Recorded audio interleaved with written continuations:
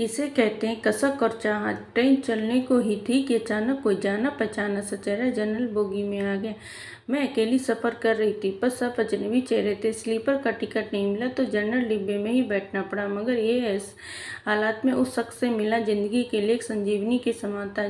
जिंदगी भी कमबख्त कभी कभी अजीब से मोड़ पर ले आती है, ऐसे हालातों से सामना करवाते थे जिसकी कल्पना तो क्या कभी ख्याल भी नहीं कर सकते। वो आया और मेरे पास ही खाली जगह पे बैठ गया, ना मेरी तरफ देखा, ना पहचानने की कोशिश की। कुछ ही इंच की दूरी बनाकर चुपचाप पास आकर बैठ गया। बाहर सावन की रिमझिम लगी थी, इस कारण वो कुछ भीग गया था। मैंने कनखियों से नज़र बचाकर उसे देखा। उम्र के इस मोड़ पर भी कमबख्त वैसा का वैसा ही था। हाँ, कुछ भारी हो गया था, मगर इतना भी ज़्यादा नहीं। फिर उसने जेब से चश्मा निकाला, मोबाइल में लग गया। चश्मा देखकर मुझे कुछ आश्चर्य हुआ। उम्र का यही एक निशान उस पर नजर आया था कि आंखों पर चश्मा चढ़ गया था, चेहरे पर और सर पे। मैंने सफ़ेद बाल खोजने की कोशिश की, मगर कुछ नहीं दिखे। मैंने जल्दी से सर पर साड़ी का पल्लू डाल लिया। बालों को डाई किए काफ़ी दिन हो गए थे मुझे, ज़्यादा तो नहीं थे सफ़ेद बाल मेरे सर पे, मगर इतने ज़रूर थे कि गौर से देखूं तो नज़र आ जाए। मैं उठकर बाथरूम गई, हैंड बैग से फेस वॉश निकाला, चेहरे को ढंग से धोया, फिर शीशे में चेहरे को गौर से देखा। पर पसंद तो नहीं आया, मगर अजीब सा मुंह बनाकर मैंने शीशा वापस बैग में डाला और वापस अपनी जगह पर आ गई। मगर वो साहब तो खिड़की की तरफ से मेरा बैग सरकाकर खुद खिड़की के पास बैठ गए थे। मुझे पूरी तरह देखा भी नहीं, बस बिना देखे ही कहा सॉरी। भाग कर चढ़ाओ तो पसीना आ गया था, थोड़ा सूख जाए फिर अपनी जगह बैठ जाऊंगा। फिर वह अपने मोबाइल में लग गया। मेरी इच्छा जानने की कोशिश भी नहीं की कि उसकी यही बात हमेशा मुझे बुरी लगती थी। फिर भी ना जाने उसमें ऐसा क्या था कि आज तक मैंने उसे नहीं बोला। वो था कि 10 सालों में ही भूल गया। मैंने सोचा शायद अभी तक गौर नहीं किया, पहचान लेगा। थोड़ी मोटी हो गई, शायद इसलिए नहीं पहचाना। मैं उदास हो गई। जिस शख्स को जीवन में कभी भुला ही नहीं पाए, उसको चेहरा ही याद नहीं। माना कि औरतों और लड़कियों को ताड़ने की इसकी आदत नहीं, मगर पहचाने भी नहीं। शादीशुदा हूँ, मैं भी शादीशुदा हूँ, जानती थी इसके साथ रहना मुश्किल है, मगर इसका मतलब ये तो नहीं कि अपने ख्यालों को, अपने सपनों को जीना छोड़ दूँ। एक तमन्ना थी कि कुछ पल खुल के उसके साथ गुजारूं। माहौल दोस्ताना ही हो, मगर वो तो सही। आज वही शख्स पास बैठा था जिसे स्कूल टाइम में मैंने दिल में बसा रखा था। सोशल मीडिया पर उसके सारे अकाउंट चोरी छुपे देखा करती थी, उसकी हर कविता, हर शायरी में खुद को खोजा करती थी। वह तो आज भी पहचान ही नहीं रहा। माना कि हम लोगों में कभी प्यार पींगे नहीं चढ़ी, ना कभी इजहार हुआ। हाँ, वो हमेशा मेरी केयर करता था, मगर मैं उसकी केयर करती थी। कॉलेज छूटा तो मेरी शादी हो और वो फौज में चला गया। फिर उसकी शादी हुई। जब भी गांव गई उसकी सारी खबर ले आती थी। बस ऐसे ही ज़िंदगी गुजर गई। आधे घंटे से ऊपर हो गए। वो आराम से खिड़की के पास बैठा मोबाइल में लगा था। देखना तो दूर, चेहरा भी ऊपर नहीं किया। मैं कभी मोबाइल में देखती, कभी उसकी तरफ। सोशल मीडिया पर उसके अकाउंट खोलकर देखे, तस्वीर मिलाई, वही था पक्का वही, कोई शक नहीं था। वैसे भी हम महिलाएं पहचानने में कभी भी धोखा नहीं खा सकती। 20 साल बाद भी सिर्फ आंखों से पहचान ले। फिर और कुछ वक्त गुजरा, माहौल वैसा का वैसा था। मैं बस पहलू बदलती रही। फिर अचानक टीटी आ गया, सबसे टिकट पूछ रहा था। मैंने अपना टिकट दिखा दिया। उससे पूछा तो उसने कहा नहीं है। टीटी बोला फाइन लगा। वह बोला लगा दो। टीटी कहाँ का टिकट बना, उसने जल्दी से जवाब दे दिया।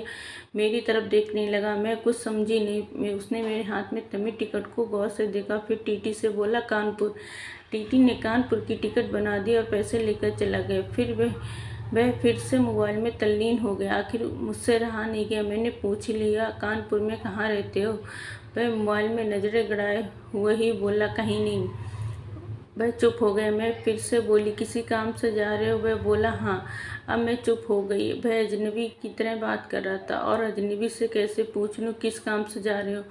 कुछ देर चुप रहने के बाद फिर मैंने पूछ ही लिया, हाँ शायद आप नौकरी करते हो।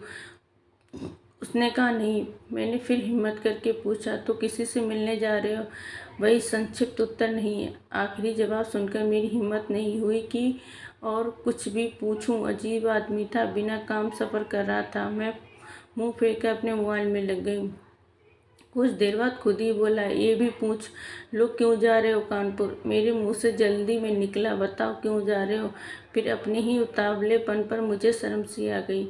उसने थोड़ा सा मुस्कुराते हुए कहा, एक पुरानी दोस्त मिल गई जो आज अकेले सफ़र कर सफ़र पर जा रही थी, फौजी आदमी हूँ, सुरक्षा करना मेरा कर्तव्य है, अकेले कैसे जाने दूँ देता, इसलिए उसे कानपुर तक छोड़ने जा रहा हूँ। इतना सुनकर मेरा दिल जोर से धड़का। नॉर्मल नहीं रह सकी मैं, मगर मन के भावों को दबाने का असफल प्रयत्न करते हुए मैंने हिम्मत करके फिर पूछा, कहाँ है वो दोस्त?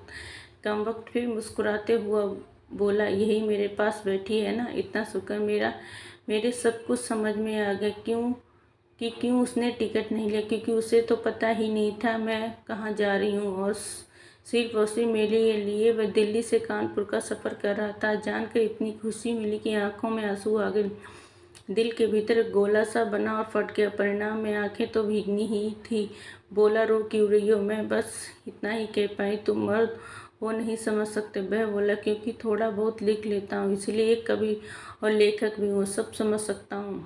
मैंने खुद को संभालते हुए कहा, शुक्रिया मुझे पहचानने के लिए और मेरे लिए इतना टाइम निकालने के लिए। वह बोला, प्लेटफार्म पर अकेली घूम रही थी, कोई साथ नहीं दिखा तो आना पड़ा। कल ही रक्षाबंधन था, इसलिए बहुत भीड़ है। तुमको यूँ अकेले सफ़र नहीं करना चाहिए। क्या करती, उनको छुट्टी नहीं मिल रही है और भाई यहाँ दिल्ली में आकर बस गए। राखी बांधने तो आना ही था, मैंने मजबूरी बताई। ऐसे भाइयों को राखी बांधने आई हो जिनको ये भी फिक्र नहीं कि बहन इतना लंबा सफ़र अकेले कैसे करेगी। भाई शादी के बाद भाई रहे ही नहीं, भाभीयों के हो गए, मम्मी पापा रहे नहीं, कहकर मैं उदास हो गई।